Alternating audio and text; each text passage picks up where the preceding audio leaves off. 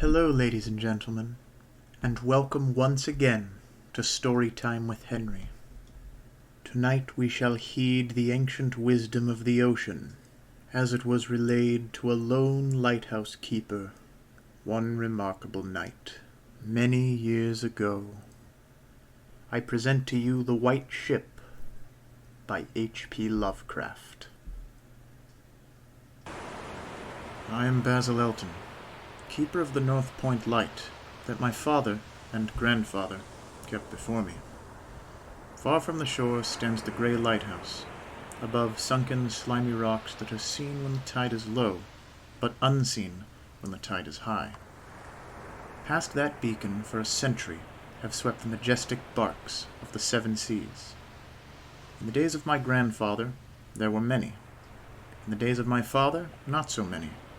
And now, there are so few that I sometimes feel strangely alone, as though I were the last man on our planet. From far shores came those white-sailed argosies of old. From far eastern shores where warm suns shine and sweet odors linger about strange gardens and gay temples. The old captains of the sea came often to my grandfather and told him of these things, which in turn he told to my father, and my father told to me, in the long autumn evenings, when the wind howled eerily from the east.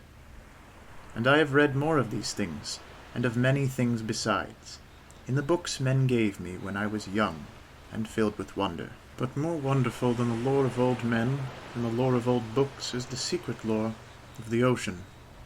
Blue, green, grey, white, or black, smooth, ruffled, or mountainous, that ocean is not silent. All my days I have watched it and listened to it, and I know it well. At first it told me only the plain little tales of calm beaches and near ports, but with the years it grew more friendly and spoke of other things, of things more strange and more distant, in space and in time. Sometimes at twilight the grey vapours of the horizon have parted to grant me glimpses of the ways beyond, and sometimes at night the deep waters of the sea have grown clear and phosphorescent, to grant me glimpses of the ways beneath. And these glimpses have been as often of the ways that were, and the ways that might be, as of the ways that are. For ocean is more ancient than the mountains, and freighted with the memories and the dreams of time. Out of the south it was that the white ship used to come when the moon was full and high in the heavens. Out of the south it would glide very smoothly and silently over the sea. And whether the sea was rough or calm, and whether the wind was friendly or adverse, it would always glide smoothly and silently, its sails distant, and its long, strange tiers of oars moving rhythmically. One night I espied upon the deck a man, bearded and robed, and he seemed to beckon me to embark for fair, unknown shores. Many times afterward I saw him under the full moon, and ever did he beckon me. Very brightly did the moon shine on the night I answered the call, and walked out over the waters to the white ship on a bridge of moonbeams. The man who had beckoned now spoke a welcome to me in a soft language I seemed to know well, and the hours were filled with soft songs of the oarsmen as we glided away into a mysterious south, golden with the glow of that full, mellow moon. And when the day dawned rosy and effulgent, I beheld the green shore of far lands, bright and beautiful, and to me unknown. Up from the sea rose lordly terraces of verdure, tree-studded and showing here and there the gleaming white roofs and colonnades of strange temples. As we drew nearer the green shore, the bearded man told me of that land, the land of Zar, where dwell all the dreams and thoughts of beauty that come to men once and then are forgotten. And when I looked upon the terraces again, I saw that what he said was true, for among the sights before me were many things I had once seen through the mists beyond the horizon and in the phosphorescent depths of the ocean. There too were forms and fantasies more splendid than any I had ever known. The visions of young poets who died in want before the world could learn of what they had seen and dreamed, but we did not set foot upon the sloping meadows of Zar, for it is told that he who treads them may never more return to his native shore. As the white ship sailed silently away from the templed terraces of Zar, we beheld on the distant horizon ahead the spires of a mighty city, and the bearded man said to me, "This is Thalarion, the city of 1,000 wonders, wherein reside all those mysteries that man has striven in vain to fathom." And I looked again, at closer range, and saw that the city was greater than any city I had known or dreamed of before. Into the sky the spires of its temples reached, so that no man might behold their peaks, and far back beyond the horizon stretched the grim grey walks, over which one might spy only a few roofs, weird and ominous, yet adorned with rich friezes and alluring sculptures. I yearned mightily to enter this fascinating yet repellent city, and besought the bearded man to land me at the stone pier by the huge carven gate Akarail. But he gently denied my wish, saying, "Into Thalarion, the city of 1,000 wonders, many have passed, but none have returned. Therein walk only daemons and mad things that are no longer men, and the streets are white with the unburied bones of those who have looked upon the Eidolon Lathai that reigns over the city." So the white ship sailed on past the walls of Thalarion, and followed for many days a southward flying bird, whose glossy plumage matched the sky out of which it had appeared. Then came we to a pleasant coast, gay with blossoms of every hue, where as far inland as we could see basked lovely groves and radiant arbors beneath a meridian sun. From bowers beyond our view came bursts of song and snatches of lyric harmony, interspersed with faint laughter, so delicious that I urged the rowers onward in my eagerness to reach the scene. And the bearded man spoke no word, but watched me as we approached the lily-lined shore. Suddenly, a wind blowing over the flowery meadows and leafy woods brought a scent at which I trembled. The wind grew stronger, and the air was filled with the lethal, charnel odor of plague-stricken towns and uncovered cemeteries. And as we sailed madly away from that damnable coast, the bearded man spoke at last, saying, "This is Zura, the land of pleasures unattained." So once more the white ship followed the bird of heaven over the warm, blessed seas, fanned by caressing aromatic breezes. Day after day, and night after night, did we sail, and when the moon was full we would listen to soft songs of the oarsmen, sweet as on that distant night when we sailed away from my far native land. And it was by moonlight that we anchored at last in the harbor of Sona Nil, which is guarded by twin headlands of crystal that rise from the sea and meet in a resplendent arch. This is the land of fancy, and we walked to the verdant shore upon a golden bridge of moonbeams. In the land of Sona Nil there is neither time nor space, neither suffering nor death, and there I dwelt for many aeons. Green are the groves and pastures, bright and fragrant the flowers, blue and musical the streams, clear and cool the fountains, and stately and gorgeous the temples, castles, and the cities of Sona Nil. Of that land there is no bound, for beyond each vista of beauty rises another, more beautiful. Over the countryside and amidst the splendor of cities rove at will the happy folk, of whom all are gifted with unmarred grace and unalloyed happiness. For the aeons that I dwelt there, I wandered blissfully through gardens where quaint pagodas peep from pleasing clumps of bushes, and where the white walks are bordered with delicate blossoms. I climbed gentle hills from whose summits I could see entrancing panoramas of loveliness, with steepled towns nestling in verdant valleys, and with the golden domes of gigantic cities glittering on the infinitely distant horizon. And I viewed by moonlight the sparkling sea, the crystal headlands, and the placid harbour wherein lay the anchored white ship.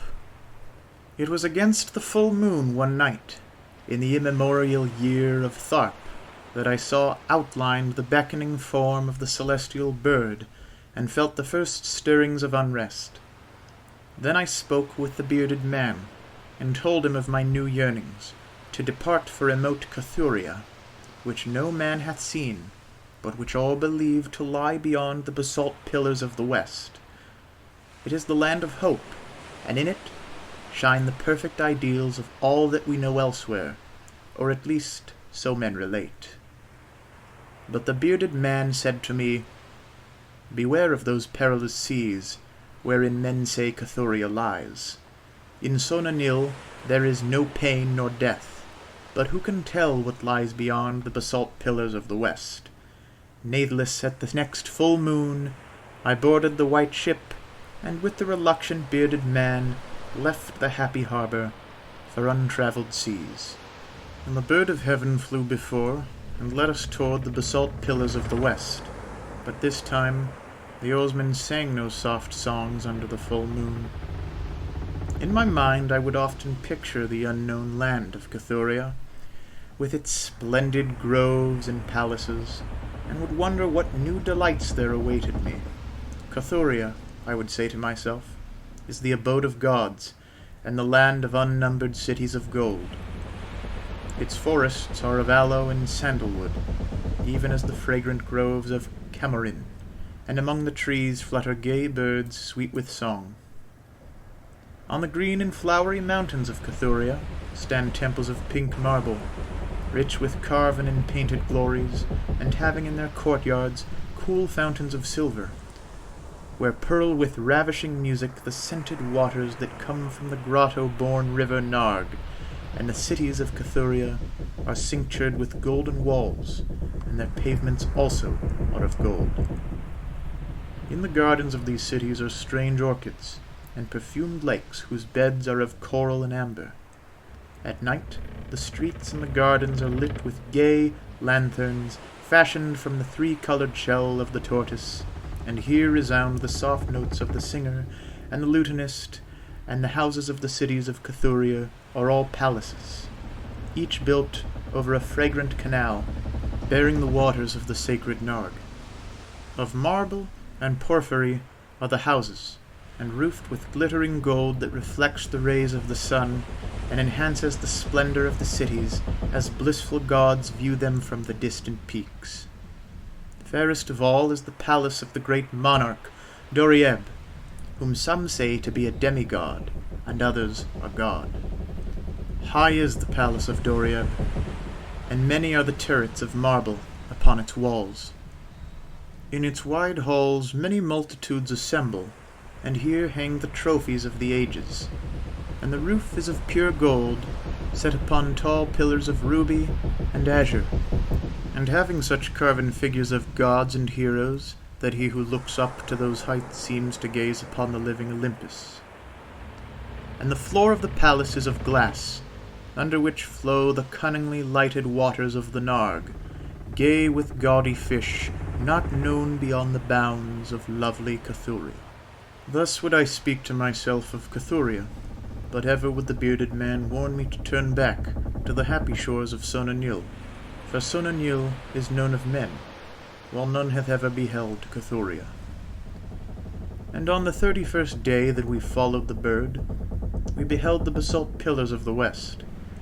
Shrouded in mist they were, so that no man might peer beyond them or see their summits, which indeed some say reach even to the heavens. And the bearded man again implored me to turn back, but I heeded him not, for from the mists beyond the basalt pillars I fancied there came the notes of singer and lutenist, sweeter than the sweetest songs of Sona Nyl, and sounding mine own praises, the praises of me, who had voyaged far under the full moon, and dwelt in the land of fancy. So to the sound of melody the white ship sailed into the mist, betwixt the basalt pillars of the west, and when the music ceased and the mist lifted, we beheld not the land of Cathuria, but a swift, rushing, resistless sea, over which our helpless bark was borne towards some unknown goal.